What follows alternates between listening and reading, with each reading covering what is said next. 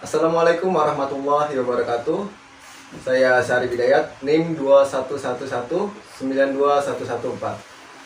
Pada kesempatan hari ini, saya akan menjelaskan beberapa poin dari komunikasi kreatif. Yang pertama, posisi dan ruang lingkup ilmu komunikasi. Ruang lingkup ilmu komunikasi, komunikasi yang dilakukan oleh setiap orang memiliki batas, sehingga bisa dikatakan bahwa ruang lingkup ilmu komunikasi sangat luas. Kegiatan komunikasi dilakukan oleh setiap manusia, setiap hari dimanapun mereka berada. Lebih jelasnya ada beberapa lingkup komunikasi yang menjadi sasaran utama, yaitu ada komunikasi sosial, komunikasi bisnis, komunikasi organisasi, komunikasi tradisional, komunikasi pembangunan, komunikasi antar budaya, komunikasi internasional, dan komunikasi politik. Bisa dikatakan bahwa ruang lingkup komunikasi mencakup pada bidang tersebut. Semua bidang tersebut membutuhkan komunikasi yang baik agar dapat menarik perhatian semua orang. Yang kedua, sosiologi dan sistem sosial Indonesia. Sosiologi merupakan ilmu yang membahas perilaku sosial antar individu, antar kelompok, maupun antar individu dan kelompok. Sebelum menjelaskan lebih mendalam mengenai sistem sosial, lebih baik dipahami lebih dahulu mengenai sosial, yang merupakan lawan dari kata individual. Apabila individual diartikan sebagai diri sendiri atau hidup sendiri, kata sosial berarti sama atau hidup bersama. Dalam bahasa Inggris, kata sosial berasal dari kata social, yang sering disebut sebagai society, yaitu masyarakat atau peoples. Dengan demikian, maksud sosial ialah masyarakat atau sekelompok orang yang hidup bersama, saling menjalin komunikasi dan berinteraksi. Mempelajari sistem sosial berarti memahami dan menyadari kenyataan bahwa kehidupan manusia tidak dapat berdiri sendiri, tetapi membutuhkan orang lain. Manusia ialah makhluk sosial, oleh sebab itu manusia harus peka terhadap permasalahan sosial, serta menyadari bahwa setiap masalah sosial yang timbul dalam masyarakat bersifat kompleks dan memerlukan pendekatan sosiologis dalam menyelesaikannya. Menurut Setiadi dan Khalid, dalam pandangan ilmu-ilmu sosial, sistem sosial diartikan sebagai hubungan antara bagian-bagian atau elemen-elemen di dalam kehidupan masyarakat, terutama tindakan-tindakan manusia, lembaga sosial, dan kelompok-kelompok sosial yang saling mempengaruhi. Hubungan antar elemen-elemen tersebut selanjutnya menghasilkan produk-produk interaksi itu sendiri, yaitu nilai-nilai dan norma-norma sosial. Keadaannya selalu dinamis. Yang ketiga, pengertian ekonomi dan sistem ekonomi Indonesia. Ekonomi adalah ilmu sosial yang mengatur keuangan rumah tangga berkaitan dengan aktivitas produksi, distribusi, dan konsumsi barang dan jasa dalam rangka memenuhi kebutuhan hidup untuk mencapai kemakmuran. Ekonomi berasal dari bahasa Yunani, yaitu oikos, yang artinya keluarga atau rumah tangga, dan nomos, yang artinya peraturan atau hukum. Sistem perekonomian yang diterapkan oleh Indonesia adalah sistem perekonomian Pancasila. Maka secara normatif, Pancasila dan Undang-Undang Dasar 1945 adalah landasan ideal sistem perekonomian di Indonesia. Dasar perekonomian ini diatur dalam Undang-Undang 1945, pasal 33, yang berbunyi, ayat 1, perekonomian disusun sebagai usaha bersama berdasar atas asas kekeluargaan. Ayat 2, cabang-cabang produksi yang penting bagi negara dan menguasai hajat hidup orang banyak dikuasai oleh negara. Ayat 3, bumi, air, dan kekayaan alam yang terkandung di dalamnya dikuasai oleh negara dan dipergunakan untuk sebesar-besarnya kemakmuran rakyat. Ayat 4, perekonomian nasional diselenggarakan berdasar atas demokrasi ekonomi dengan prinsip kebersamaan, efisiensi, berkeadilan, berkelanjutan, berwawasan lingkungan, kemandirian, serta dengan menjaga keseimbangan, kemajuan, dan kesatuan ekonomi nasional. Ayat 5, ketentuan lebih lanjut mengenai pelaksanaan pasal ini diatur dalam undang-undang. Dan yang selanjutnya, yang keempat, pengertian sosial dan sistem politik Indonesia. Pengertian politik ini merupakan suatu penggabungan dari berbagai macam definisi yang berbeda mengenai hakikat politik yang biasanya dikenal dengan sebutan ilmu politik. Politik dapat dikatakan sebagai sebuah seni dan ilmu untuk dapat meraih kekuasaan baik itu yang diraih secara konstitusional maupun inkonstitusional. Secara bahasa, politik sendiri berasal dari bahasa Yunani, politikos, yang artinya dari, untuk, dan berkaitan dengan warga negara. Sistem politik Indonesia diartikan sebagai kumpulan keseluruhan berbagai kegiatan dalam negara Indonesia yang berkaitan dengan kepentingan umum, termasuk proses penentuan tujuan, upaya-upaya mewujudkan tujuan, pengambilan keputusan, seleksi penyusun skala prioritasnya. Politik adalah semua lembaga-lembaga negara yang tersebut di dalam konstitusi negara atau termasuk fungsi legislatif, eksekutif, dan yudikatif. Dan yang kelima, perkembangan sosial dalam perspektif komunikasi. Perubahan sosial atau social change adalah proses perubahan masyarakat akibat berubahnya setiap individu sebagai elemen penting masyarakat. Jadi jika individu berubah, maka masyarakat juga akan mengalami perubahan. Menurut Selo Sumadjan, perubahan sosial sebagai perubahan yang terjadi pada lembaga-lembaga kemasyarakatan dalam suatu masyarakat yang mempengaruhi sistem sosialnya, termasuk nilai-nilai, sikap-sikap, dan pola perilaku di antara kelompok-kelompok dalam masyarakat. Perubahan sosial dapat mengakibatkan kemajuan atau bahkan kemunduran bagi kehidupan masyarakat. Perubahan yang terjadi dalam masyarakat berlangsung melalui sebuah proses yang diawali dengan komunikasi. Everett M. Rogers menyatakan bahwa komunikasi merupakan dasar dari perubahan sosial. Komunikasi sendiri dimaknai sebagai kegiatan penyimpan atau penyampai pesan, informasi, ide, pemikiran, dan lain-lain melalui saluran komunikasi tertentu dengan tujuan untuk mengubah sikap dan perilaku orang lain. Proses penyampaian pesan, informasi, ide, pemikiran, dan lain-lain ini dilakukan dengan teknik komunikasi tertentu agar dapat diterima dengan baik oleh khalayak. Dan yang keenam, perkembangan ekonomi dalam perspektif komunikasi. Setiap negara yang berdaulat dalam upayanya untuk mensejahterakan rakyatnya harus mempunyai suatu identitas kebangsaan. Upaya peningkatan kesejahteraan umumnya dilakukan melalui upaya peningkatan pertumbuhan ekonomi, sedangkan upaya menjamin terpeliharanya identitas bangsa umumnya dilakukan melalui proses pembangunan. Dalam hubungan ini, pertumbuhan ekonomi merupakan upaya peningkatan kegiatan ekonomi dalam suatu sistem ekonomi tertentu, sedangkan pembangunan merupakan upaya pengembangan sistem ekonomi itu sendiri.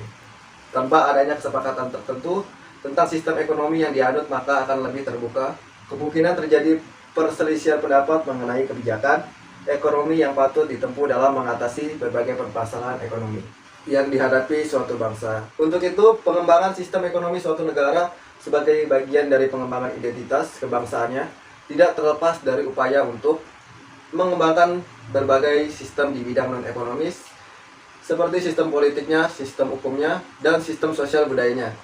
Walaupun akan berkembang dengan laju yang tidak sama, pengembangan sistem ini umumnya akan berjalan dalam satu arah, di mana sistem yang satu akan mempengaruhi sistem lainnya. Umumnya, semakin maju perekonomian suatu negara, maka akan berevolusi sistem ekonomi dari etatisme menuju liberalisme, dan bersamaan dengan ini sistem politiknya akan cenderung bergerak dari sistem yang otoriter menjadi yang lebih demokratis. Yang ketujuh, perkembangan politik dalam perspektif komunikasi. Secara umum, political public relation dapat didefinisikan sebagai suatu proses manajemen yang dilakukan oleh suatu organisasi atau individu untuk tujuan politik melalui komunikasi dan tindakan tertentu yang bertujuan untuk mencari dan membangun serta memelihara hubungan dan reputasi yang menguntungkan dengan publik, utamanya untuk mendukung misinya dalam mencapai tujuan. Jadi, political public relation memiliki banyak kesamaan dengan teori umum tentang public relation, tetapi berbeda banyak dengan definisi public relation yang non-normatif dan deskriptif dan lebih inklusif, karena mencakup komunikasi serta tindakan dan hubungan serta reputasi. Fitur utama yang membedakan public relation dan public politik adalah apakah berbagai organisasi atau faktor individu terlibat dalam aktivitas public relation untuk tujuan politik atau dipahami secara luas. Yang kedelapan, perkembangan teknologi komunikasi. Perkembangan yang terjadi dengan cepat di bidang komunikasi membuat para ahli menyebutnya sebagai revolusi komunikasi. Perubahan yang cepat ini didorong oleh adanya berbagai penemuan di bidang teknologi, sehingga apa yang dulu merupakan kendala dalam kegiatan komunikasi sekarang sudah terbuka lebar. Seseorang dapat berhubungan dengan seseorang atau sekelompok orang tanpa dibatasi oleh faktor waktu, jarak, jumlah, kapasitas, dan kecepatan. Contohnya, penggunaan satelit dalam komunikasi. Di sisi lain, ada beberapa ahli menerima revolusi ini dengan hati-hati. Hal ini terutama pada dampak negatifnya. Menurut Tehranian, dalam 25 tahun terakhir, ada 3 kekuatan, yaitu teknologis, sosioekonomi, dan politik, yang telah mengubah sistem-sistem internasional ke tingkat tertentu. Oleh Isaac Newton, yang dilanjutkan dengan Bernoulli, Ayer, Lagrange, dan Laplace. Revolusi kedua lebih memusalikan pada sifat-sifat kelistrikan dan kemagnetan benda sebagai keseluruhan. Juga mengenai sifat-sifat radiasi. Revolusi kedua ini dipelopori oleh Faraday dan Maxwell. Revolusi ketiga dimulai pada awal abad ini dengan ditemukannya sifat kuantum cahaya oleh Max Planck. Era ini membawa revolusi secara menyeluruh dalam pemikiran manusia tentang zat, juga tentang jagat raya. Revolusi ketiga dipelopori oleh Einstein dengan teori relativitasnya. Tokoh-tokoh lainnya pada revolusi ketiga ini, Rutherford yang menemukan atom, Bohr penemu kekuatan kuantum, dan lain-lain. Revolusi keempat sering disebut dengan revolusi fisika. Dimulai pada tahun 1938 dengan ditemukan suatu tipe materi baru oleh Anderson disebut partikel. Karena pada zaman dahulu, atom diperkirakan sebagai benda paling kecil yang tidak mungkin dipecah lagi. Yang kesembilan, komunikasi organisasi dan kehumasan public relation. Komunikasi dalam organisasi bertujuan untuk meningkatkan kinerja organisasi tersebut. Tetapi dalam praktiknya, komunikasi internal, khususnya komunikasi dengan karyawan atau dari karyawan ke manajemen, tidaklah berjalan semudah seperti yang kita harapkan. Banyak faktor yang menyebabkan rendahnya kinerja karyawan. Permasalahan-permasalahan seputar rendahnya kinerja karyawan perlu diatasi dengan komunikasi di antara keduanya. Agar karyawan dapat memahami keinginan perusahaan dan perusahaan memperoleh dukungan dari karyawan, maka komunikasi dua arah ini perlu direncanakan dengan baik. Melalui berbagai program komunikasi diharapkan karyawan merasa diperhatikan, dihargai, sehingga dapat menciptakan rasa memiliki atau sense of belonging, motivasi, kreativitas, dan ingin mencapai prestasi kerja semaksimal mungkin. Komunikasi merupakan faktor yang harus memiliki komunikasi dengan berbagai pihak untuk mencapai tujuannya. Sebuah organisasi adalah sebuah masyarakat dalam bentuk kecil. Hubungan antara anggota organisasi dieratkan dengan komunikasi sehingga berbentuk kebersamaan yang memungkinkan organisasi dapat menjalankan fungsinya. Dengan adanya komunikasi yang baik, suatu organisasi dalam berjalan lancar dan berhasil, dan begitu pula sebaliknya. Kurangnya atau adanya komunikasi organisasi dapat macet atau berantakan karena seperti yang dikatakan Katz and Kahn, bahwa komunikasi sebagai proses penyampaian informasi dan pengertian dari suatu orang ke orang lain merupakan satu-satunya cara manajemen aktivitas dalam suatu organisasi. Yang ke-10, komunikasi massa dan penyiaran. Komunikasi massa adalah pesan yang dikomunikasikan melalui media massa pada sejumlah besar orang, atau mass communication is message communication through a mass medium to a large number of people. Dari definisi tersebut dapat diketahui bahwa komunikasi massa itu harus menggunakan media massa. Media massa memiliki pengawas, misalnya pengawas media penyiaran yang dikenal dengan sebutan Kemenkominfo, yang bertugas mengatur alokasi frekuensi, dan Komisi Penyiaran Indonesia atau KPI dengan berbagai undang-undang yang telah tercantum dalam buku pedoman perilaku atau penyiaran dan standar program siaran atau P3SPS, berfungsi mengawasi hal-hal mengenai penyiaran, terutama isi siaran. Yang ke-11, komunikasi pemasaran dan periklanan. Komunikasi periklanan adalah penyampaian pesan penawaran mengenai suatu produk, jasa, atau ide khalayak atau konsumen melalui media massa dan media lainnya yang dibayar untuk mempengaruhi khalayak sehingga menggunakan produk, jasa, atau ide yang ditawarkan. Proses komunikasi periklanan adalah urutan-urutan peristiwa yang terjadi dalam komunikasi periklanan. Selanjutnya, yang ke-12, komunikasi digital dan media sosial. Kehadiran media sosial membuat penggunaan komunikasi digital berkembang secara pesat. Media sosial mempunyai semua kelebihan yang dimiliki komunikasi digital, yaitu pertukaran informasi yang dapat dilakukan secara bebas, dimanapun dan kapanpun, memangkas jarak dan waktu. Media sosial sendiri terbagi dalam berbagai bentuk, misalnya jejaring sosial, contoh Facebook, media sharing contohnya YouTube, blog, forum, situs voting, dan lain-lain. Dengan kelebihan dan kemudahan yang dimilikinya, media sosial menjadi populer digunakan oleh banyak orang.